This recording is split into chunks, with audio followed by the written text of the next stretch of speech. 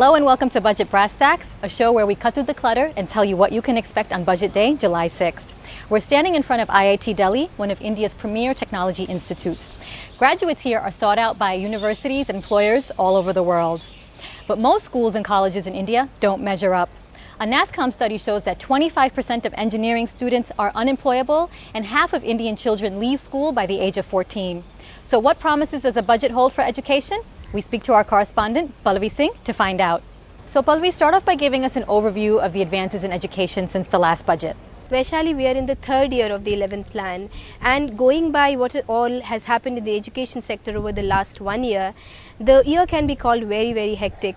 6 new IITs were launched over the last 1 year, and several other setting up of new triple IITs and NITs were announced, which are yet to be launched.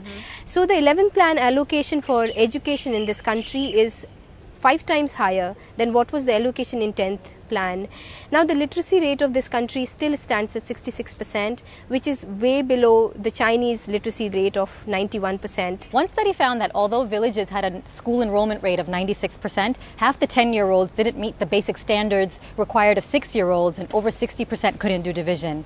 A World Bank study says this is because teachers don't show up for work.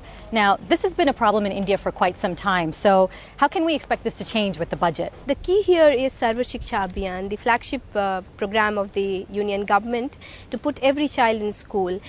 Basically what's been happening over the years is that SSA program has sufficient allocation being made by the government, but what happens is that the allocation pattern across the country is very uniform. So first we'll be allocating funds which are needed in a particular district. The second thing will be the issue of accountability and also working out a process to basically measure outcome of such programs.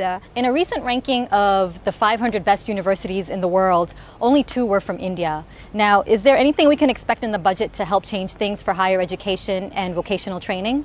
In the 11th plan, the very budget for higher and technical education alone has been projected at more than 80,000 crore rupees over the 5-year plan period. Now, in the last 2 years, the budget for higher and technical education has not crossed more than 11,000 crore rupees. So here we are meeting a shortfall. We are really not meeting the requirements set out by the 11th plan. The other aspect is the Yashpal committee report. The committee report does recommend several academic reforms in the university sector.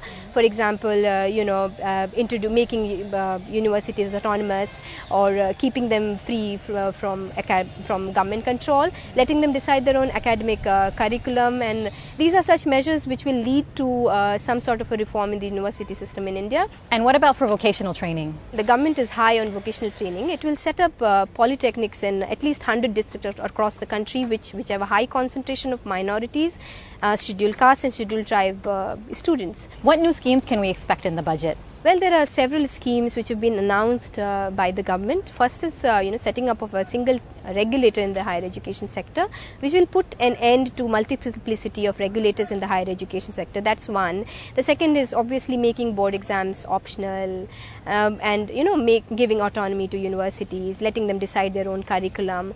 There are several agenda items which have been put forward by this government. Public-private partnerships have worked for other sectors. What about for education? Last year, Prime Minister announced setting up of 2,500 model schools under the PPP mode, that is the private-public partnership mode.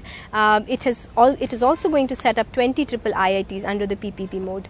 And in the next 100 days, government has announced that it will work out various models for the PPP formula to be adopted in education sector across all levels, be it elementary, secondary or higher education. So the key to growth is enhanced allocations, which have an impetus to education initiatives.